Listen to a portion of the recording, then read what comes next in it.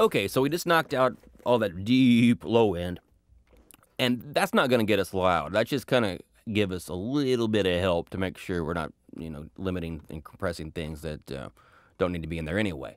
The real money, where this thing really starts and ends really, is with a Brickwall limiter. And I'm using the UAD Precision Maximizer. There are many, many out there. The Waves L2 is probably the most famous. A lot of plug-in companies come with their own now. And it's one of the, you have to have one at least. And I'm going to get into the details of and specifics of them a little bit later in the video, because not all of them are created equal, and you got to know this about this one, and blah, blah, blah. But for now, I just kind of wanted to give a basic overview. This is a gadget that's going to say absolutely nothing will cross whatever line we set.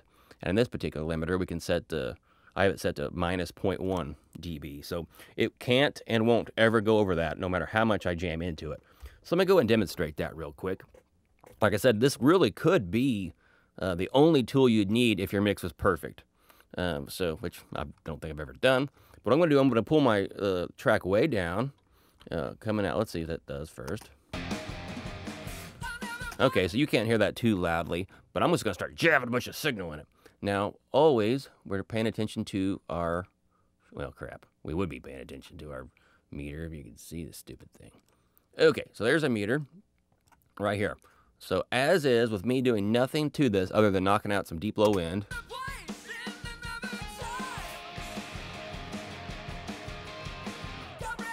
Well, we're kind of in a problem because I'm already too loud. And some of that's because of the shape function, which I just like turn it all the way up. I think it sounds good.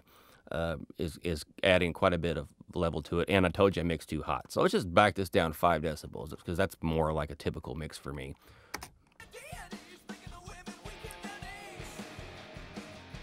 Okay, we're at minus 12, which we automatically know now we're at Master Puppets levels.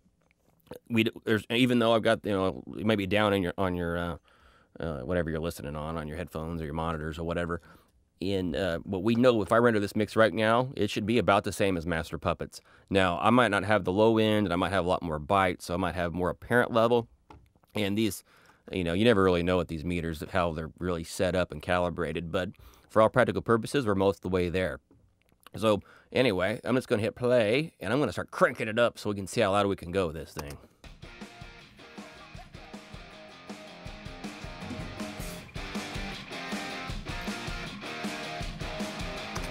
Okay, we hit minus 3. We are now the loudest thing ever. Done, right? Well, obviously, that sounds terrible. It's distorting like crazy in a really bad way. And I'm the kind of guy that likes distortion a lot. So now we need to figure out, well, how can we meet our loudness goals and still make the mix sound good? And that's really the name of the game here. That's why you bought this stupid thing, because we all know to make a mix loud, all we have to do is crank up that input. At least if you didn't know before, you know now. Just take a Brickwall limiter and slam it, and you're done, almost. So what I'm going to do now is hit play on this Brickwall limiter, or hit play on the mix, and then I'm going to pull my Brickwall limiter down to where we're meeting our loudness goals, which I want to be about minus 6, maybe minus 7 in the chorus here. So let's find that. Save us some time. Here's one.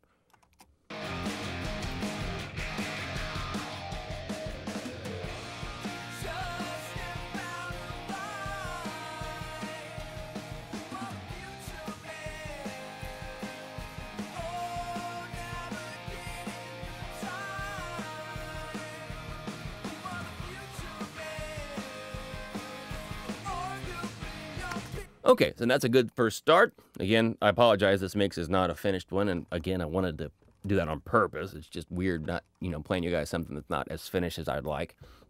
But that's kind of what we're doing here.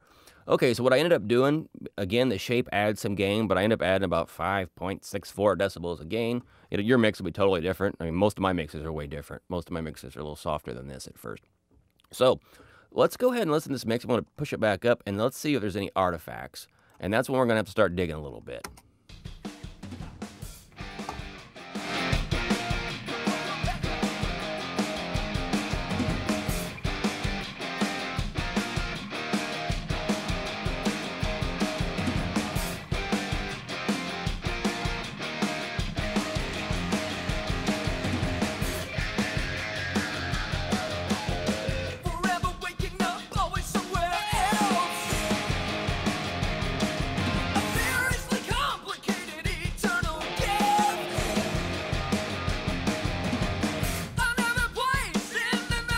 Okay, we got a few problems to deal with here. Because I've done a little bit of mixing here, and I'm used to mixing loud, which is something we'll cover. We don't have near as many problems as a guy who's mixing way soft and runs into extreme issues. So, unfortunately, my mixing is so in whatever that it's not going to show off problems as much as I'd hoped. But I guess in the next step, we're going to start treating on ways to reduce some of these extra crappy distortions that I'm hearing. All right, guys. Thanks. Bye.